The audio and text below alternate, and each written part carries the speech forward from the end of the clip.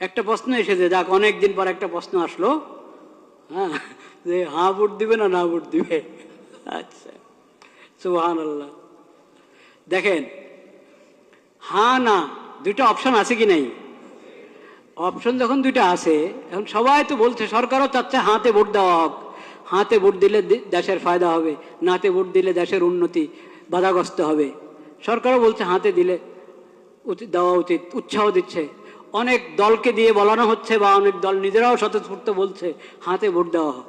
কিন্তু অপশন যখন দুইটা আছে, এর মানে নাতে ভোট দেওয়ার অধিকার আছে কি নাই? আছে, নাহলে তো আর দরকার নেই ভোটের।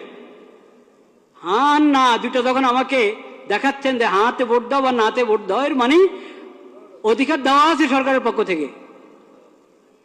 আপনি নাতেও দিতে পারেন, হাতেও দিতে পারেন। নাতে দিলে এটা অপরাধ হবে না, দণ্ডনীয় অপরাধ হবে নাকি নাতে দিলে? তাহলে আর হ্যাঁ না দুইটার ভোট অপশন রাখলো কেন? আপনি বুঝতে হবে আপনি কি করবেন। বাধ্য হয়ে দিবেন না ভোট, নিজেকে বাধ্য মনে করবেন না যে আমাকে হাতেই দিতে হবে।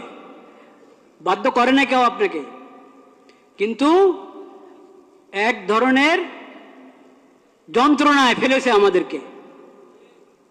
নির্বাচন কমিশন হোক, সরকার হোক, বিদেশিরা হোক, আমাদেরকে এক ধরনের কিসের মধ্যে ফেলেছে?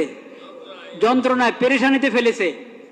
দেখেন, একটা প্রশ্ন, কথার কথা, একটা বোঝার জন্য একটা প্রশ্ন আপনি করলেন, ঢাকা এটা কি বাংলাদেশের রাজধানী না ইন্ডিয়ার রাজধানী? টিক চিহ্ন দিবেন, আপনি হ্যাঁ বা না বলবেন। কি বলবেন? হ্যাঁ। ঠিক আছে, বাংলাদেশ ইন্ডিয়ার রাজধানী, হ্যাঁ বা না, কি বলবেন? না। এখন আপনাকে প্রশ্ন করে, ঢাকা দিল্লি এটা বাংলাদেশের রাজধানী না, কি বলবেন?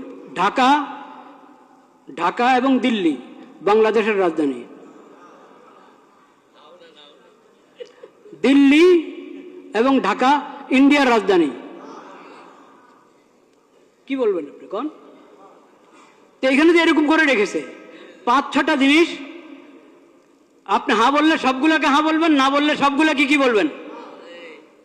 কেন অপশন নাই? কেন 5টাকে আলাদা আলাদা ভোট নেন? আপনাদের কি সিলের টান পড়ছে না কালি কাগজ না কিসের টান পড়লো? 6টা জিনিসের উপর একসাথে বললে হ্যাঁ, আর নয় না বললে 6টার উপরে কটা, মোট কটা? 5টা, 8টা। আচ্ছা যাই হোক, যে কটার উপরেই সবগুলোর উপর হ্যাঁ বললে সবগুলোর উপরে